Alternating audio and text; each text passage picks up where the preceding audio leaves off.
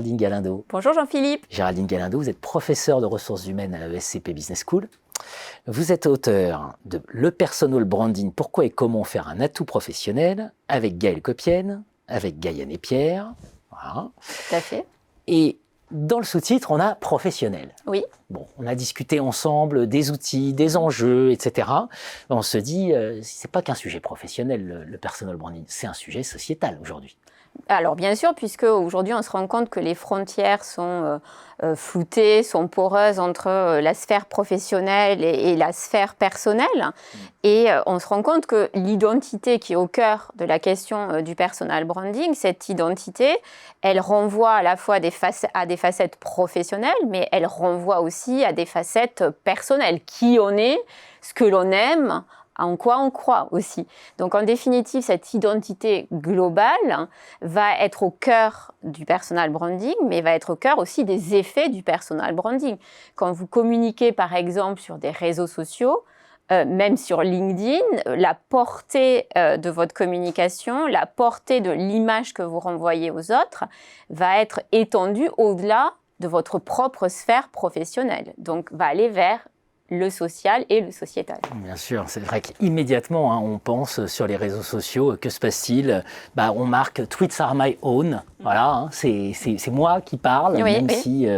ou que se passe-t-il quand des journalistes, par exemple, ont parfois plus de followers que les journaux pour lesquels ils travaillent. Voilà, il peut y avoir ce genre de sujet. Alors, on peut parler de journalisme, mais on peut parler aussi de certains salariés dans certaines organisations qui ont énormément de followers. Donc, c'est ce qu'on appelle l'employé advocacy et qui deviennent quelque part les ambassadeurs de leurs entreprises avec des questions sur quels messages portent-ils. Est-ce que ce sont des messages uniquement d'eux-mêmes? Est-ce que ce sont des messages pour l'entreprise, dictés par l'entreprise? Donc ça pose là aussi des questions de quelle est la posture de chacun par rapport à sa sphère professionnelle, par rapport à sa propre sphère et par rapport aux enjeux du monde qui l'entoure. Alors, vous êtes professeur à ESCP Business School, donc vous êtes académique. Oui, tout à fait. Je ne peux pas je peux pas résister à l'idée de vous dire qu'est-ce que ça veut dire pour le monde académique, personal branding? Alors d'abord, on peut se poser la question, est-ce que le personal branding est différent pour un académique par rapport à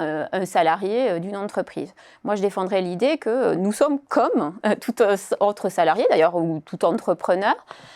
Nous avons l'obligation de nous interroger sur notre personal branding, à la fois pour nous-mêmes, pour valoriser nos travaux, mais surtout pour faire savoir nos connaissances, ce que nos recherches apportent non seulement à la sphère académique, mais aussi à la sphère professionnelle.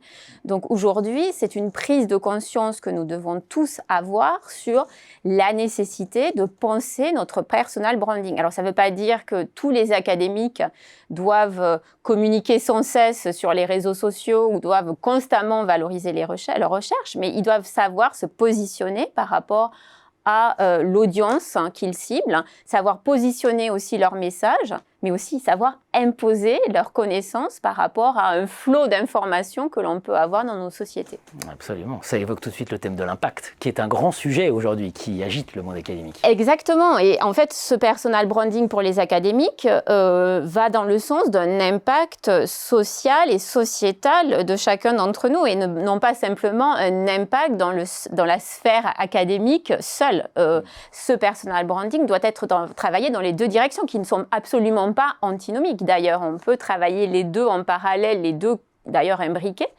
Mais c'est un enjeu aujourd'hui, je pense, pour nous, d'amener les personnes les différents citoyens de nos sociétés à comprendre que nos connaissances sont aussi importantes pour accroître le savoir dans nos sociétés et pour aller au-delà de certaines croyances que l'on peut avoir sur certains sujets ou véhiculés par certains médias également. Bien sûr, comme en entreprise, il y a des résistances quand même. On pense au monde académique où il y a le Kardashian Index pour un peu tacler ceux qui sont trop présents sur les réseaux sociaux et qu'il ferait mieux de publier davantage, pour faire simple. Vous travaillez sur le fait religieux. Oui. Notamment, Oui. on se dit là, c'est typiquement des sujets comme ça, il faut être en prise avec la société, il faut sortir de nos résistances et de nos débats. Est-ce qu'on doit communiquer, est-ce qu'on ne doit pas communiquer, etc. Là, à un moment, il faut plonger dans l'arène. Alors, c'est avant tout un savoir et un choix personnel aussi que l'on doit ici déployer, mais je pense que notre rôle de chercheur est justement de participer à ces débats. Alors, sur le fait religieux, eh bien, évidemment que nous avons matière avec les collègues qui travaillent sur le sujet à interagir avec cette sphère professionnelle, à faire savoir, à faire connaître ce que l'on fait. Mais je peux citer aussi d'autres exemples. Je travaille par exemple sur la digitalisation dans l'industrie 4.0. C'est aussi un sujet qui est en prise avec l'actualité et vis-à-vis duquel nous avons un rôle en tant que chercheurs d'apporter des connaissances. Et d'ailleurs, je pense des connaissances complémentaires avec ce que pourraient apporter d'autres acteurs, alors les acteurs des entreprises, les consultants. Et je pense que nous avons tous un rôle à jouer par rapport à cette information-là, mais nous devons assumer ce rôle-là et nous devons aussi assumer notre posture de chercheur dans ces échanges-là.